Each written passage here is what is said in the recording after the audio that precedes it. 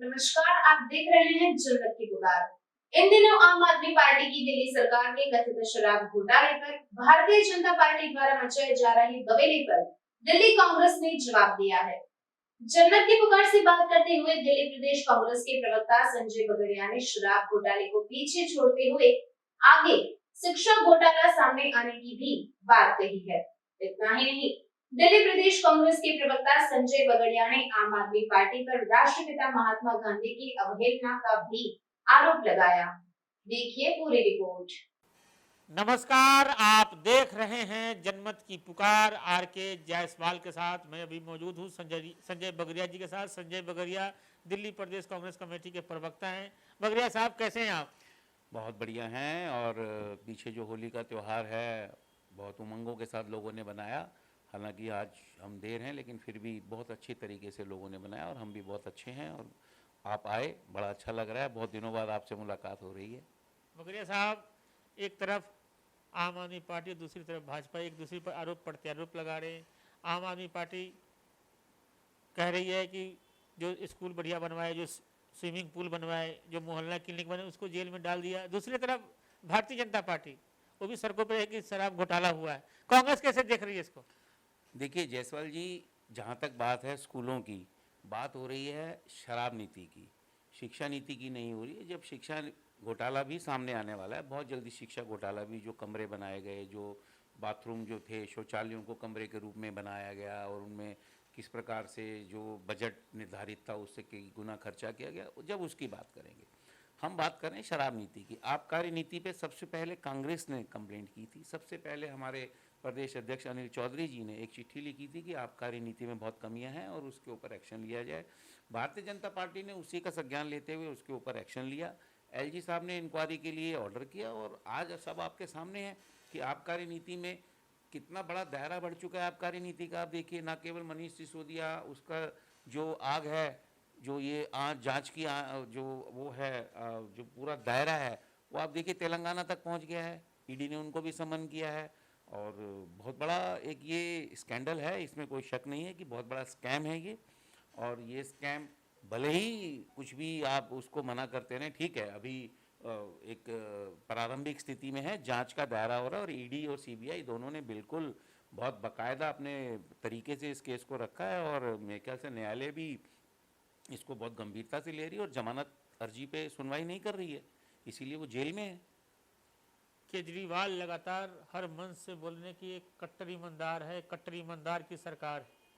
देखिए, कट्टर ईमानदार की जहाँ तक सरकार है, अब मैं नाम नहीं लेना चाहता, इससे पहले भी कई मंत्रियों के इस्तीफे हुए हैं, तब भी वो कहते थे हमने कागज़ पूरे देख लिए हैं और ये बड़े कट्टर ईमानदार हैं, मैं तो बड़े चुन चुन के हीरे लाया हूँ। अब आप देख लीजिए, सारे हीरे हैं जो वो कोयला हो गए हैं और वो सब जेल में। सत्येंद्र जैन जी, मुझे बड़ी तकलीफ़ होती है कहते हुए कि जनता ने जिसको 3-3 दफ़ा बहुमत दिया और बार बार उनको चुना, और उन लोग जनता के साथ ऐसा धोखा करते हैं और उसके बावजूद अपने आप को खुद ही अपने आप को सर्टिफिकेट देते रहते हैं। अरे भाई, नैतिकता की भी कोई चीज़ होती है। मान लीजिए कानून में अभी बहुत नैतिक, राजनीति में कानून से ज़्यादा नैतिकता काम आती है। जब आप किसी के पास जाते हैं वोट मांगने, जब आप ये कहते हैं आप मुझे सेवा का मौका दीजिए, मैं, अच्छा, आम आदमी पार्टी किस बेसिस पे आई थी?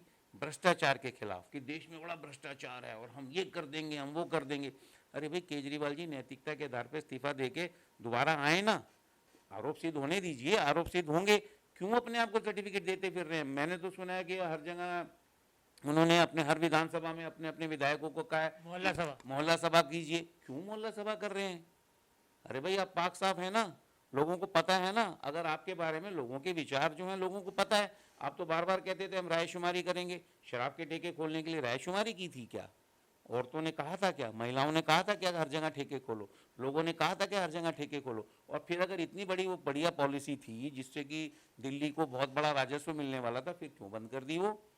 और फिर क्यों एलजी साहब को गाली देते हैं, क्यों एलजी साहब के खिलाफ बोलते हैं? अरे भाई, एलजी साहब का एक संवैधानिक पद है, उन्होंने इंक्वायरी दी है, इंक्वायरी होने दीजिए। जब तो आप इस्तीफे मांगते थे, सत्येंद्र जैन जी के तो इस्तीफा लेने में आपने 10 महीने लगा दिए। सिसोदिया जी का आप कह रहे थे कि 6 दिन में छूट जाएंगे और फिर भी 6 दिन भी इंतजार नहीं किया, आपने पहले इस्तीफा ले लिया। आपको पता है, आपको मालूम है कि ना ये छूटने वाले हैं, भ्रष्टाचार हुआ है और कहीं ना कहीं बगैर बॉस के, बगैर जो मुखिया है उसके बिना ये काम नहीं हो सकते। और सीबीआई की ने तो, ईडी ने तो अदालत में नाम लिए हैं, उसके बावजूद आप ढिंढोरा पीट रहे हैं कि मैं कहते रहें, उससे कोई अर्थ नहीं निकलेगा, लोग भी समझ रहे हैं। और जहाँ तक भाजपा का प्रश्न है, देखिए ये लोग क्या है, माफ़ कीजिएगा, हम कांग्रेस पार्टी कभी भी धर्म के विरोध में नहीं गई है, लेकिन धर्म की पब्लिसिटी भी नहीं गई है। धर्म एक व्यक्तिगत नात है। ये लोग अब क्या कह रहे हैं, जो अभी नए मंत्री बने, हम तो वो भरत हैं जी, जैसे राम वनवास गए थे ऐसे हमारे सिसोदिया जी वनवास गए। अरे भाई कौन से कांड में गए हैं ये तो बता दो। हैं, कभी राम भगवान से तुलना कर देते हैं, कभी प्रहलाद से तुलना कर देते हैं, कभी अपने आप को भगत सिंह के वंशज बताते हैं, कभी अपने आप को महाराणा प्रताप के वंशज बताते हैं। पहले ये तो बता दें क्या है ये, एक ही तो हो सकते हैं, सबके तो नहीं हो सकते। अच्छा, अब आप ये बताइए, हालांकि मैं बिल्कुल इस बात के विरुद्ध हूँ, लेकिन ये जब भगवान से तुलना करते हैं तो हम तो कहते हैं भस्मासुर हो गए हैं। आपने भस्मासुर की कहानी सुनी हुई है ना, और यही वो भारतीय जनता पार्टी है जिन्होंने रामलीला मैदान में इनको भस्मासुर का वो दिया था, वरदान दिया था। अब वो भस्मासुर भाजपा के पीछे पीछे भाग रहा है, तो भाजपा को तकलीफ हो रही है। ये दोनों नूरा कुश्ती करते हैं, दोनों ही किसी ना किसी तरीके से देश में अलोकतांत्रिक व्यवस्था को कायम करना चाहते हैं, और किसी भी तरीके से न संविधान में विश्वास है, न इनकी कोई विचार। आम आदमी पार्टी की क्या विचारधारा है मुझे बता दीजिए, एक ही विचारधारा, वोट मिलने चाहिए। विधानसभा में जिस वक्त चल रहा था विधानसभा, केजरीवाल जी हंसते हंसते कह रहे हैं मनीष सिसोदिया जी की तरफ हाथ करके कि अगर ये जेल चले जाएंगे तो हमारे 6% वोट बढ़ जाएंगे। क्या आप कैसे आदमी हो, अपने आदमी की बलि चढ़ा दोगे वोटों के लिए? तो जनता का भला क्या करोगे आप? मैं नहीं समझता कि देश ने कभी ऐसी स्थिति देखी थी भारत में, जो कि इतना बड़ा लोकतंत्र है, उसमें लोकतंत्र इतने नीचे गिर जाएगा कि हर जगह आप भगवान को लाने लगेंगे।